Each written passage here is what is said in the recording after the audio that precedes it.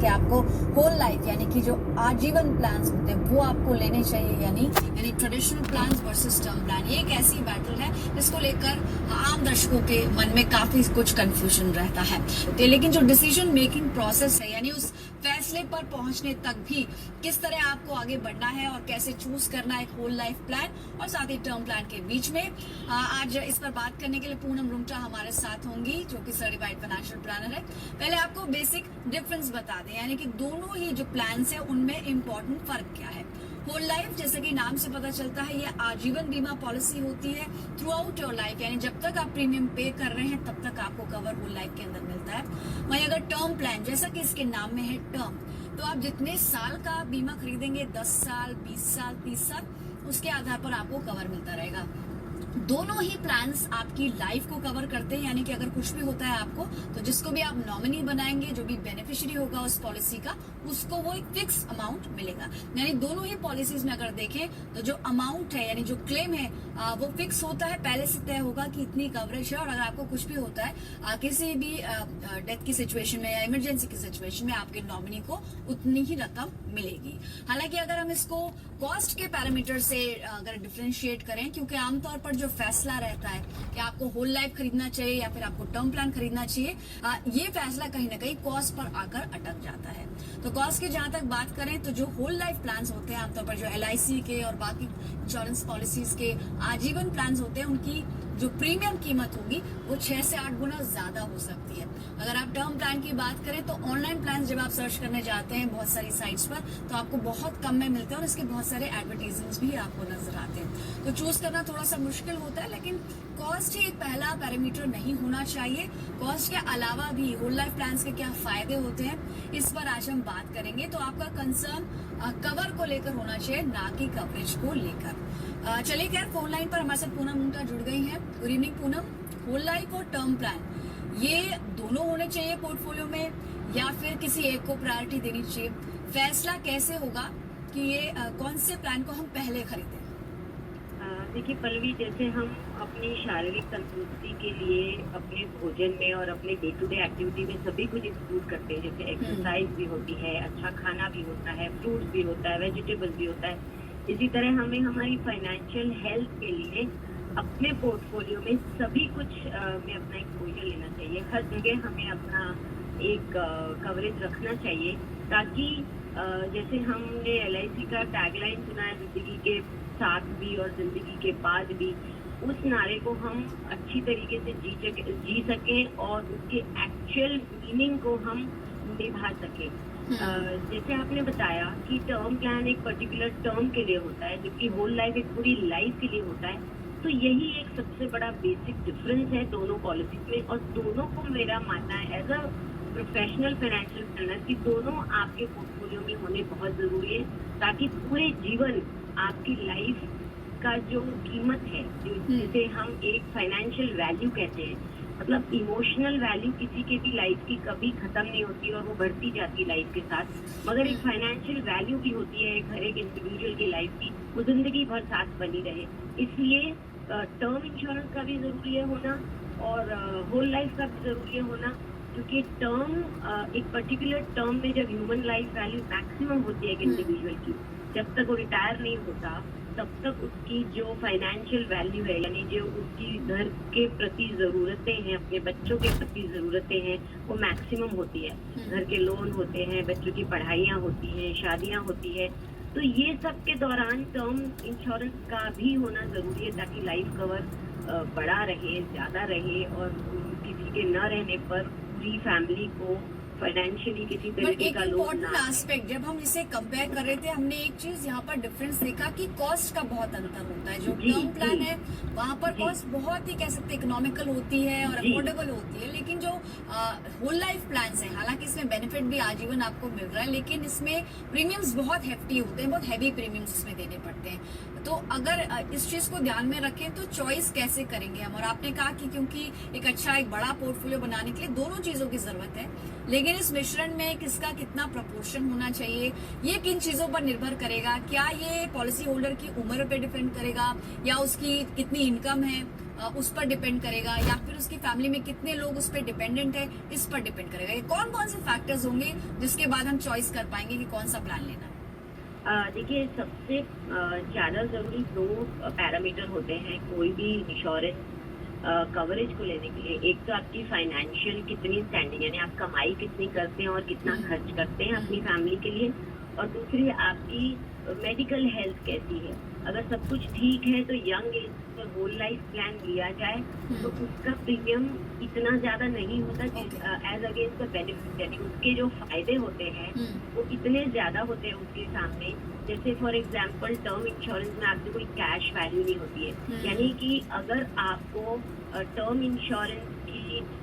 अवधि के दौरान कुछ नहीं हुआ तो आपको कुछ भी पैसे रिटर्न नहीं मिलते हैं, जबकि होल लाइफ पॉलिसी में आप जिंदा रहते हैं उस अवधि के बाद तक भी तो आपको एक कैश वैल्यू देखने को मिलता है। दूसरा फायदा है, आपको अगर बैंक से किसी तरीके का लोन चाहिए तो आप अपनी होल लाइफ पॉलिसी को एज अ हाइपोथिकेशन रख सकते हैं, और जो भी पैसा इससे रिटर्न आता है आपके नॉमिनी को एज अ सक्सेशन मिलता है, यानी जब आप इनहेरिटेंस देना चाहते हैं आप अपने बच्चों को तो वो एक होल लाइफ पॉलिसी के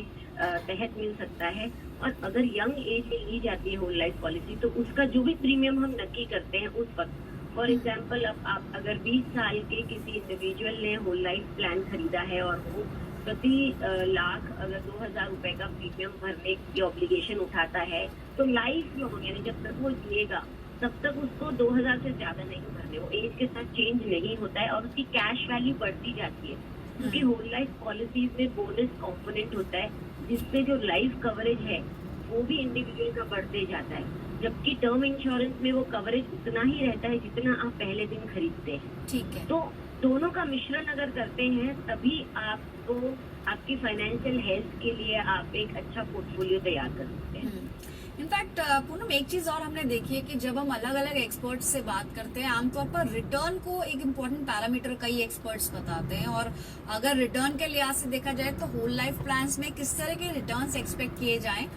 या फिर इसमें रिटर्न एक्सपेक्ट करना ही पहली गलती होगी, क्योंकि इसमें कवरेज इंपॉर्टेंट है, और क्योंकि यहाँ पर लंबे समय के लिए आपको कवरेज मिल रही है in comparison to term plans, जहां पर जितनी भी टर्म आप चूज करेंगे 20 ईयर्स या 25 ईयर्स आपको एक फिक्स टर्म के लिए ही इंश्योरेंस मिलेगा। तो ऐसे में जो रिटर्न्स है उसके पॉइंट ऑफ व्यू पर आप क्या कहना चाहेंगे?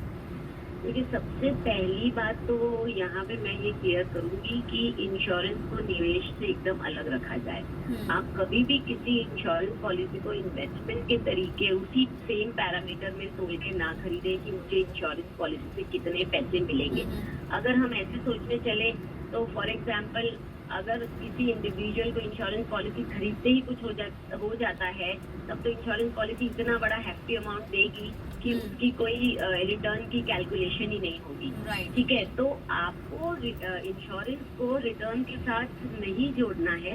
आपको वो सिर्फ कवरेज के लिए लेना है। तो उसमें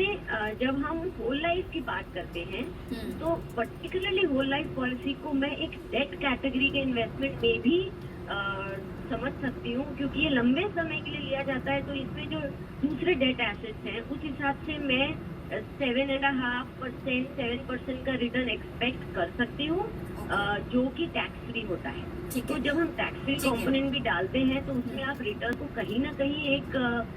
इम्पोर्टेंस दे सकते हैं, but never ever compare insurance and investment, मतलब दोनों का को बिल्कुल अलग चाहिए। तो यानी ये बात तो साफ कर दी एक्सपर्ट ने कि आप इन्वेस्टमेंट के तौर पर इसको ना समझे, इंश्योरेंस आपकी फैमिली को कवर देने के लिए है। तो अगर आप के ऊपर आपके परिवार, आपका फैमिली जो है वो डिपेंडेंट है तो आपको ये ध्यान में रखना है कि आपको एक पर्याप्त कवर लेना है। कवर कितना होना चाहिए इस पर भी पूनम से बात करेंगे, लेकिन क्विकली देख लें कि इसके फायदे क्या क्या है। सबसे पहला, जैसे एक्सपर्ट ने कहा कि आपको होल लाइफ, पूरे जीवन में आपको लंबे समय के लिए आपको कवर यहाँ पर मिलता रहेगा, और अच्छी बात ये कि आपका जो प्रीमियम होगा वो फिक्स हो जाता है, यानी कि इसकी कैश वैल्यू तो बढ़ेगी लेकिन प्रीमियम्स हैवी नहीं होंगे। तीसरी और इम्पोर्टेंट बात कि यहाँ पर इसके अगेंस्ट भी आप लोन ले सकते हैं, तो ये भी काफी इंपॉर्टेंट फायदा है होल लाइफ प्लान्स का। और साथ ही साथ इसमें गारंटी डेथ बेनिफिट है, यानी कि अगर आपको कुछ भी होता है तो आपके बाद आपके परिवार को, जिसको भी आप नॉमिनी बनाते हैं,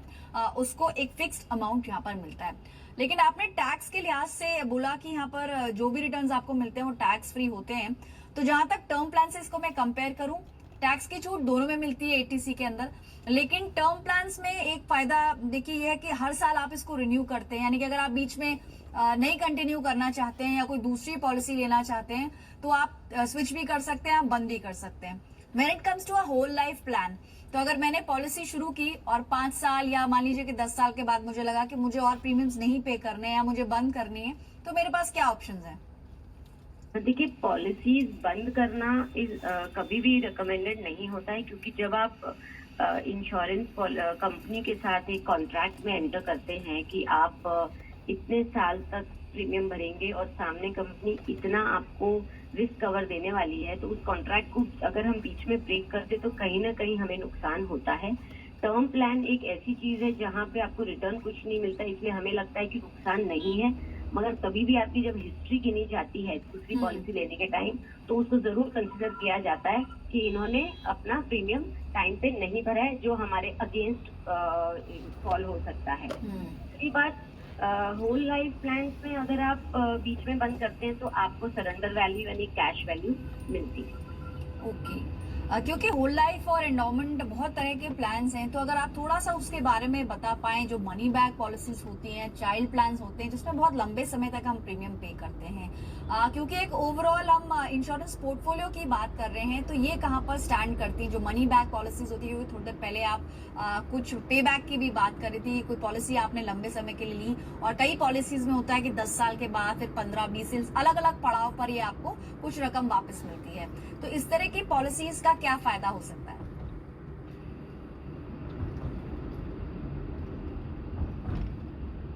पूनम, आपके पास हम लौटेंगे, लेकिन छोटे से ब्रेक के लिए रुकते हैं। ब्रेक से लौट कर जानने की कोशिश करेंगे कि इंश्योरेंस पॉलिसी अगर आप लेना चाह रहे हैं तो किन बातों का आपको ख्याल रखना है और कितनी तरह की पॉलिसीज बाजार के अंदर मौजूद है।